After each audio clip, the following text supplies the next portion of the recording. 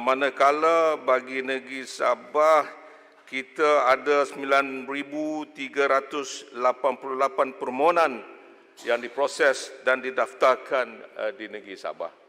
Itu untuk jawapan yang pertama. Yang keduanya, sama ada permohonan ini daripada anak-anak PTI, sama ada melalui segala masalah yang ada di Sabah. Saya ingin maklumkan bahawa kita sedang memerhati secara detailnya sama ada mereka itu adalah stateless, bagaimana menyebabkan mereka ada di negeri Sabah tersebut. Seperti yang saya telah pun maklumkan tadi, ini masalah yang besar di negeri Sabah di antara Persekutuan dan juga negeri Sabah. Terima kasih. Tuan Yang di-Pertuan, mohon disampaikan. Bagi okey.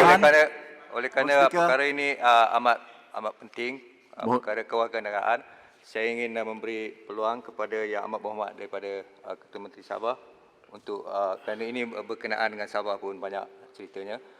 Saya ingin terima kasih Datuk Speaker, persoalan yang dibangkitkan. Last question ya. Sepangkat bagi Chan. Okey. Berhubung kait dengan Libaran, stateless children. Libaran. Stateless Terima kasih. children. Ya, Terima kasih. Boleh. silakan Yang Amat Berhormat. Ya. Ini berhubung kait dengan stateless children yang ada. Saya sependapat dengan Yang Berhormat daripada Kuching, perlu ada penyelesaian dia. Kena kita sedar dan tahu ada di antara anak-anak yang di peringkat awal umur mereka 7-6 tahun ditinggalkan oleh ibu bapa. Stateless kid. Ya. Yang bapa dia pun tak tahu ke mana, mak dia pun tak tahu ke mana, mereka membesar. Sehingga ada yang 19, ada yang 20 tahun. Kena tak ada penyelesaian dia. Tak boleh masuk sekolah, tak ada keterangan dia. Seperti apa yang disebutkan oleh Kuching, we must be human sikit dari segi penyelesaian. Anak-anak ini besar. Kalau kita nak hantar balik, ke mana negara mereka nak dihantar? Ke Filipina pun mereka tidak tahu mana kampung.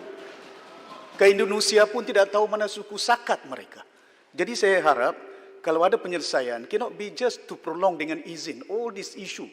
There must be a solution untuk mengatasi masalah segmented. Satu yang dah dewasa, satu yang stateless. Tak ada ibu bapa, tak ada bapa angkat, tak ada penjaga mereka. Dia berkeliaran di bandar. Yang kita jadi penyelesaian dia. Jadi saya harap, saya masih ingat dulu masalah ini timbul masa saya jadi menteri pun di peringkat persekutuan. Jadi ini perkara yang cukup penting. Yang keduanya dah dibangkitkan tadi oleh Yang Berhormat daripada Menteri Dalam Negeri tentang MM13, tentang Yang Amat Berhormat 15 saat ya. Ya, burung-burung. Saya nak jelaskan bahawa MM13 is a recognized document by UN. Burung-burung kertas saja. Bancian kertas saja. It's not recognized. Dah dimasukkan dua burung-burung dan juga bancian ini kepada yang recognized internationally. This is political asylum. How can the government take that as a solution? Kerana yang burung-burung ini hanya mungkin dalam lingkup MM13 ini hanya mungkin dalam 40,000, 30,000. Yang bancian dengan burung-burung ini mungkin beratus ribu yang membaikkan PTI. Takkan kita nak halalkan sesuatu perkara yang tidak halal. Terima kasih. Jadi saya ingat perlu ada penjelasan dia. Sila Yang Berhormat Menteri untuk memberi penjelasan. Soalan terakhir ya. Terima kasih Yang Amat Berhormat sempurna. Kita hidup ni jangan double standard. Kalau kita nak luluskan kerana on human factor, sebab itu saya nak lihat juga segala dokumen mereka yang dilahirkan, sama ada mereka dilahirkan di Sabah atau di mana sekalipun. Masalahnya tadi Yang Berhormat kata, kita recognize only one IM13. Betul lah, kita nak recognize yang satu. Yang anak yang 19 tahun yang pakai burung-burung macam mana? Yang pakai CJ banci macam mana?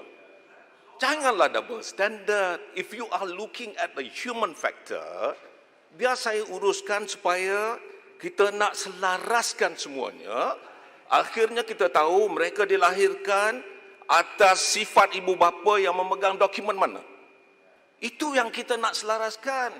Bukan saya nak berikan orang semata-mata. Ini adalah negara yang berdaulat.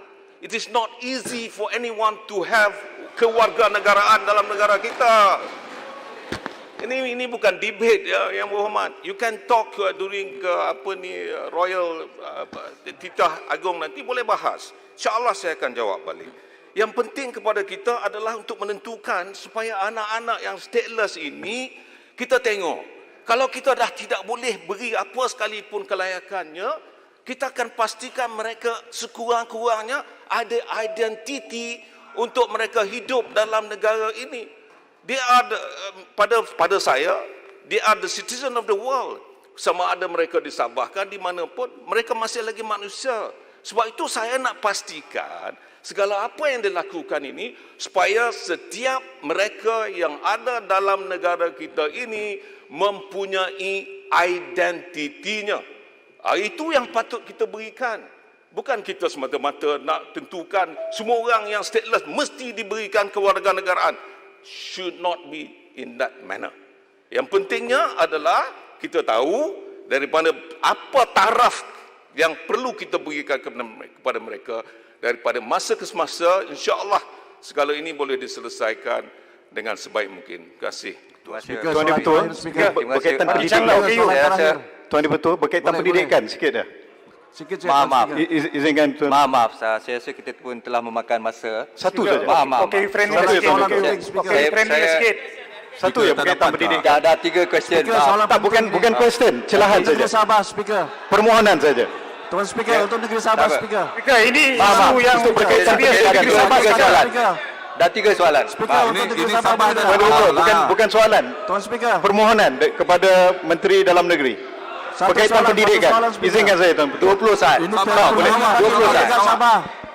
Tuan Speaker, bagi dekat Okey, Sabah. terima kasih Tuan Dipertua. 20 saat. Boleh bagi dekat Sabah. Semenjak Tuan Speaker. tahun 2019, Tuan Dipertua, Kementerian Pendidikan Malaysia telah melancarkan Zero Reject Policy ataupun polisi penolakan sifar, di mana kita membantu anak-anak warga negara yang tidak mempunyai dokumen untuk masuk ke sekolah. Kerana sebelum ini mereka dinafikan untuk belajar di sekolah kerana tidak mempunyai dokumen. Mereka dibenarkan untuk masuk ke sekolah. Dan pihak sekolah dan pihak PPD telah mendapat kerjasama daripada JPN untuk mendapatkan dokumen kepada mereka. Jadi saya merayu kepada KDN melalui JPN dan juga kepada KPM, Menteri Senator, untuk bersama-sama meneruskan polisi ini demi masa depan negara, demi anak-anak kita generasi mendatang. Pendidikan untuk semua, Itu semua pendidikan soal amal, adalah saudara. hak untuk semua kanak-kanak. Sampai Terima kasih, Yang Berhormat.